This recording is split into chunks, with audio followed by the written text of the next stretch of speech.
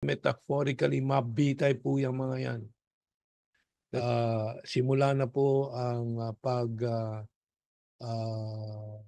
lipas po nitong administrasyon na 'to, mga nagmana sa mga utusan ni Marcos Sr. Yung sulat po ni Bobby Tiglao, I think, puts it squarely, writing on the wall. So, biblical term po yan, di ba?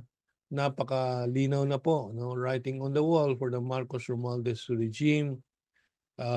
Simula na po ang lipas po nitong administrasyon na 'to, only 2.5 years into its life, because of its complete lack of competence, capability, moral justification to continue. It is a moribund government, sabi ni Bobby Tiglao, that is merely waiting for the family's history of being forcibly ousted to be repeated. In the best scenario, it will drag itself bloodied towards 2028, with Filipinos either hating the regime or just ignoring it, as happened to another U.S. puppet regime, Benigno Aquino III's puppet regime. But also, this is being seen all over the world. Sa South Korea, the puppet regime of Yoon is already hated by the South Korean people. Na-impeach na, na-aresto na.